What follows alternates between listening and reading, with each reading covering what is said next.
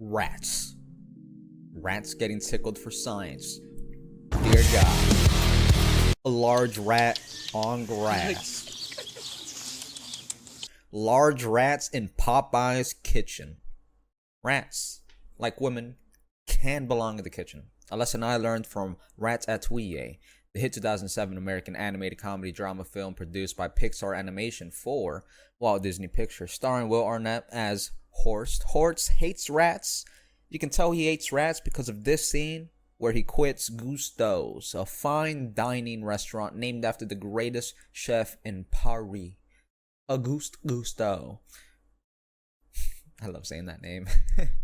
Horst quit the Gusteau restaurant because he felt betrayed that Alfredo Linguini was in reality a fraud that relied on Remy to make meals. Who's Remy? Remy is a rat, which lends credibility to the belief that Horst hates rats. Funnily enough, a rat is the protagonist of Ratatouille, which Will Arnett as Horst stars in. One of the many lessons of the movie is that greatness isn't predetermined. Great people can come from anywhere, from the most unexpected places. It takes an individual of more boldness than apprehension, an individual who knows what they want and what they are. The movie demonstrates this by having Alfredo Linguini Gusteau, bastard son of Auguste Gusteau, serve as the clumsy, untalented, bumbling idiot that lacks talent as a cook, in gross contrast to Remy, a rat born in a rat gang, with a keen olfaction and a sharp gustatory system, which culminates into an intuitive understanding of food. You can tell by this scene where Remy combines strawberries and cheese. Wait. What is this?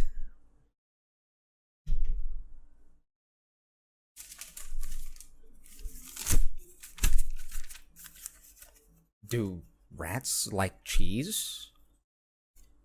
Cheese. What even is cheese?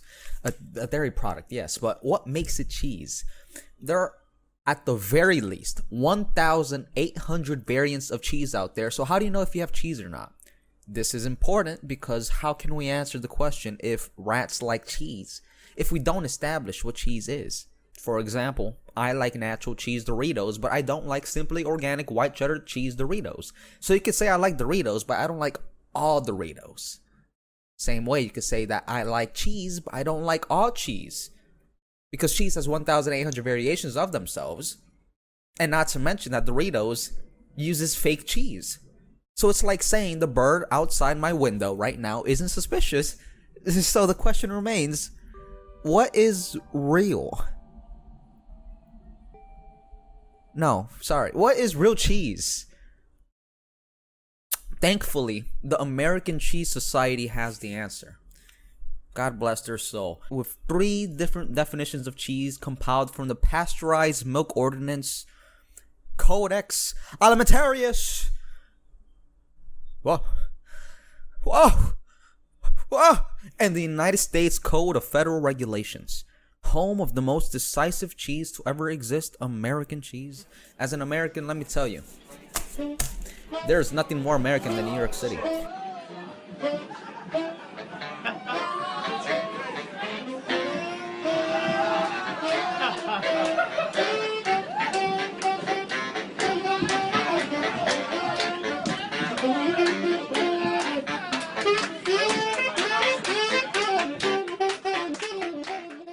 New York City has a problem.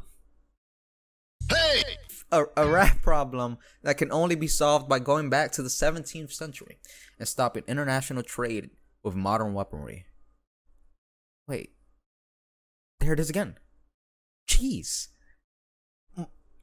Do rats like cheese? If you were to go to the scene from the hit 2007 American animated comedy drama film Ratatouille, you can see that the modern device specifically designed to ensnare and execute rats fails in its mission. But how? Great minds of yore came up with this contraption to combat unruly critters like Remy and his gang.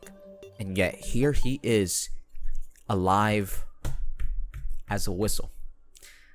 And later on in the movie, we could see Remy getting himself trapped, so we can rule out that he is smart because smart rats don't get caught.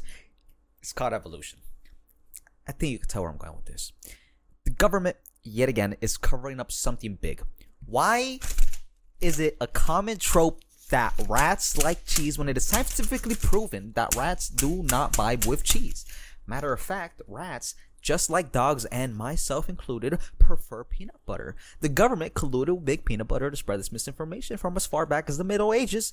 Food storage, just so you know where this misconception came from. Food storage in those times were primitive and people liked aged cheese. So they just kept it outside. So when they would go get their finely aged cheese in caves and cupboards and the like, a large rat would be found because they were just so accessible in comparison to all the other food. So this whole cliche of rats liking cheese is purely coincidence. And to clear the air of any doubt, let's suppose Remy did in fact eat the cheese. Now, why would they keep that in an animated comedy drama film that is targeted towards families with young children? That would be messed up. Films targeted towards older audiences always bring in less value. And let's be honest here, not as marketable. So, all in all,